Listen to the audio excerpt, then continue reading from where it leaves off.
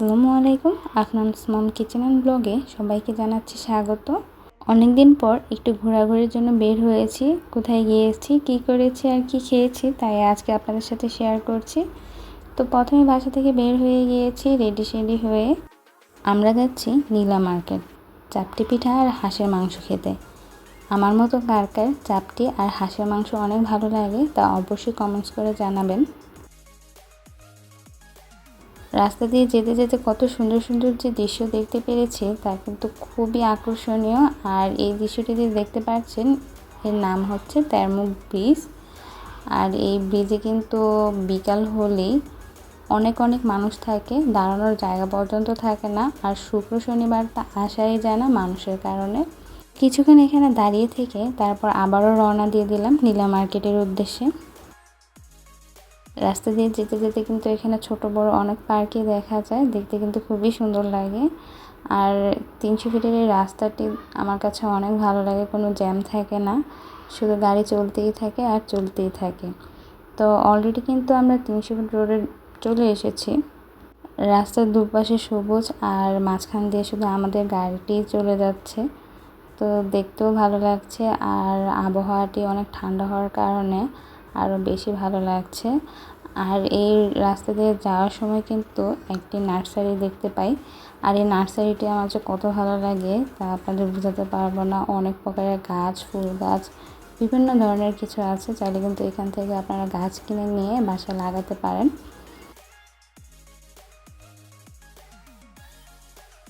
তো দেখতে দেখতে কিন্তু আমাদের গন্তব্যস্থলে আমরা চলে এসেছি। তো চাপটি পিঠা খাওয়ার আগে চিন্তা করলাম যে আফনানকে খাইয়ে নেব। আফনান কিন্তু চাপটি পিঠা আর হাঁসের মাংস খায় না, সেহেতু আমি আফনানকে তান্দুরি চিকেন আর পুরি খাওয়াবো, সেজন্য অন্য একটি রেস্টুরেন্টে চলে এসেছি। আর এই রেস্টুরেন্টের নাম হচ্ছে রূপসী। যেখানে যাক আফনান তো ছবি তুলবেই, তো বাবা ছেলে মিলে ছবি তুলছে আর আমি বসে আছি। দেখতে দেখতে কিন্তু আফনানের খাবারও চলে এসেছে।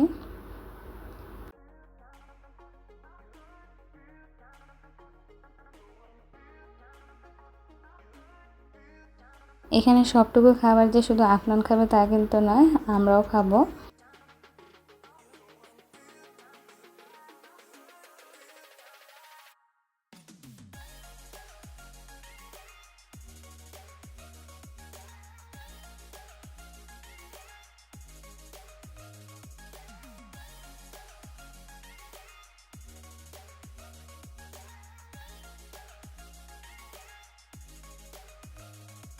পুরি আর তান্দুরি চিকেন সবাই মিলে খেয়ে নিলাম। এবার একটু বাইরে ঘোরাঘুরি করছি। এই রেস্টুরেন্টটি কিন্তু আগে অনেক সুন্দর ছিল, এখন কেমন জানি হয়ে গিয়েছে। আর এখানে দেখতে পাচ্ছেন যে অনেক প্রকারের অনেক কালারের মাছ রয়েছে, এগুলো দেখতে কিন্তু খুবই ভালো লাগছে। পানিটা একটু পরিষ্কার হলে আর বেশি ভালো লাগতো দেখতে।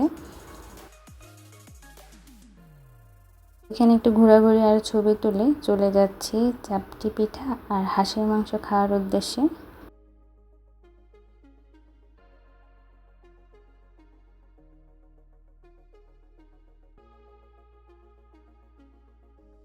এখান থেকে যতটুক পর্যন্ত যাব শুধু দেখতে পাবো চাপটি পিঠা আর হাঁসের মাংসের দোকান।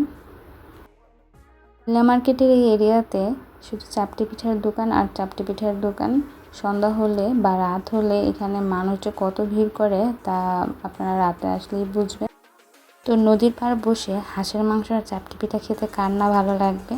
এখানে কিন্তু চাপটি পিঠার সাথে সাথে চিতই পিঠাও পাওয়া যায়, সেতে কিন্তু কিছু কিছু দোকানে রুমালি রুটিও পাওয়া যায়। তো আমি যেখানে সবসময় চাপটি পিঠা এবং হাঁসের মাংস খাই সেখানে এসে বসে গিয়েছি এবং চাপটি পিঠা আর হাঁসের মাংস অর্ডার দিয়ে দিয়েছি। আর পাশেই কিন্তু বালু নদী, আর বালু নদীর উপর দিয়ে একটির পর একটি পিকনিক স্পট যেতেই থাকে। তো দেখতে দেখতে কিন্তু চাপটি পিঠা আর হাঁসের মাংস রেডি হয়ে গিয়েছে, তো নিয়ে আসছে।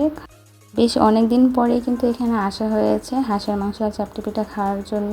তো আমরা খেতে থাকি আর আপনারা দেখতে থাকুন। 300 ফিটের এই চাপটি পিঠা কী করে বানাতে হয় তার রেসিপি কিন্তু আমার ঘরোয়া রান্না বাই আফরোজ চ্যানেলে রয়েছে, চাইলে কিন্তু আপনারা সেখান থেকে দেখে আসতে পারেন। তো ভিডিওটি ভালো লাগলে অবশ্যই আমার ভিডিওতে লাইক দেবেন এবং আমার চ্যানেলটি সাবস্ক্রাইব করে আমার পাশে থাকবেন। আর সবাই খুব বেশি ভালো থাকবেন। আল্লাহ হাফেজ।